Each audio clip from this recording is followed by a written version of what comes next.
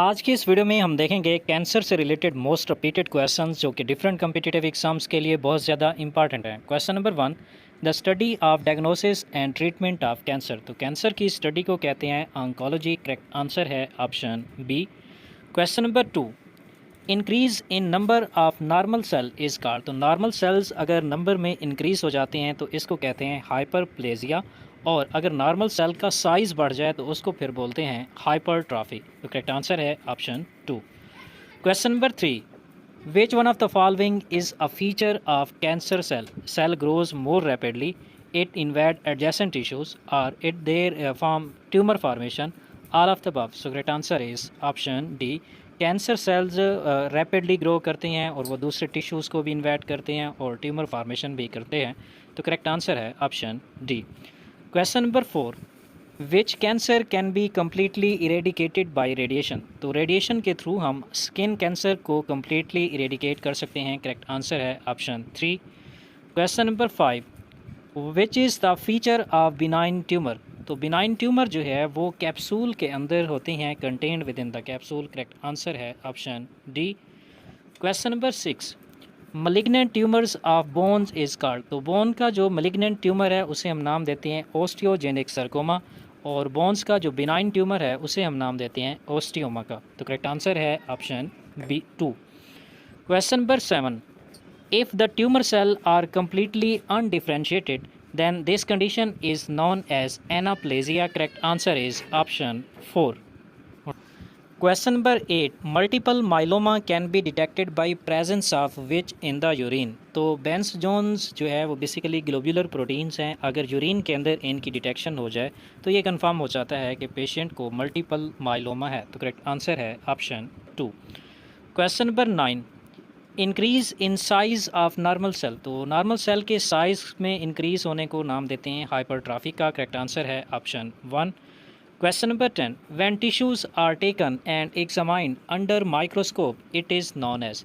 तो माइक्रोस्कोप के नीचे टिश्यूज़ को स्टडी करना, एग्जामाइन करना, इसको कहते हैं बायोप्सी, और ये कैंसर की डायग्नोसिस में यूज़ होती है।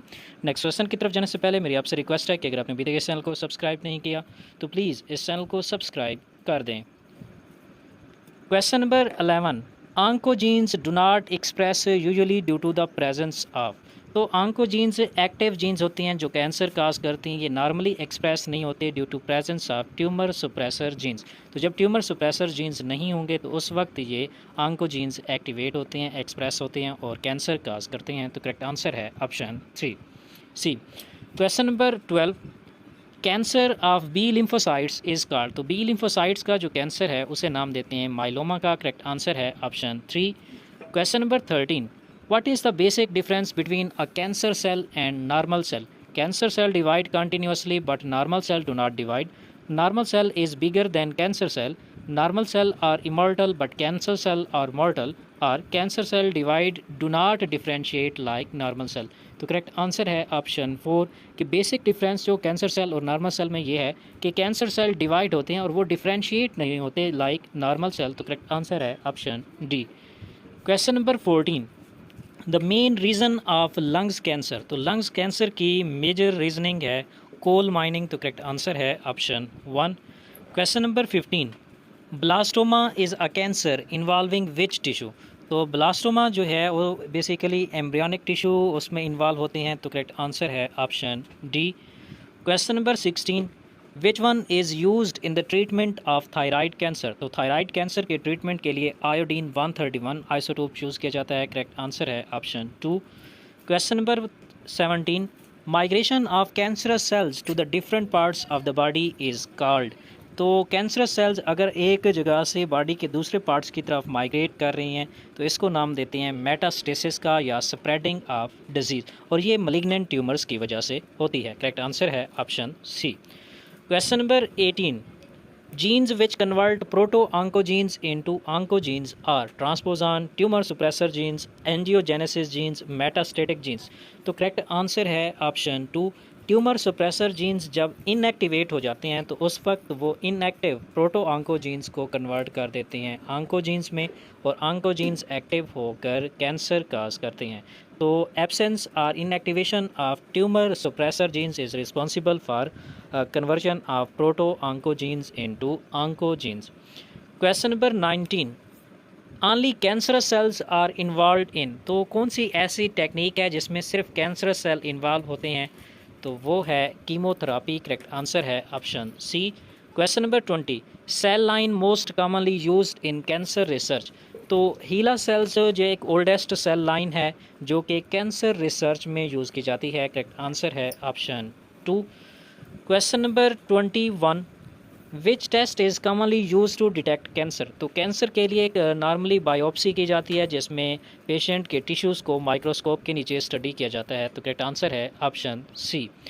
Question number 22, which one of the following statement is not true for cancer cell in relation to mutation, mutation inactivate the cell control, ये भी ठीक है।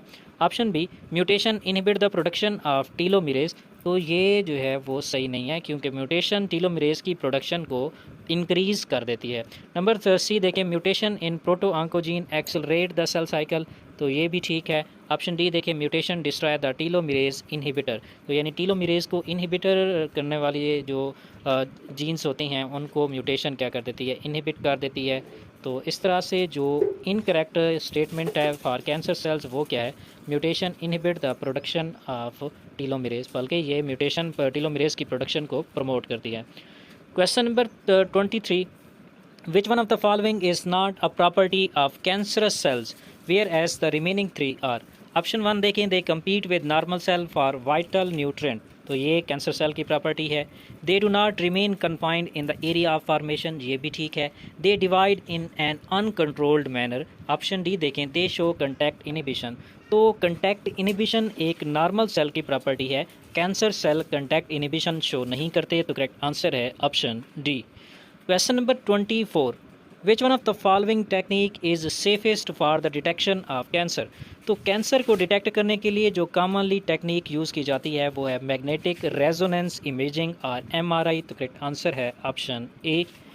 Question number 25, which one of the following statement is correct, benign tumour show the property of metastasis, तो benign tumour जो है वो metastasis show नहीं करते बल्कि मेटास्टेसिस मलिग्नेंट ट्यूमर शो करते हैं। Heroine accelerate the body function, तो ये भी इनकरेक्ट है, ये बॉडी फंक्शंस को लो कर देती है, डिप्रेस कर देती है। ऑप्शन सी, मेलिग्नेंट ट्यूमर में एग्जिबिट मेटास्टेसिस, तो ये स्टेटमेंट ट्रू है।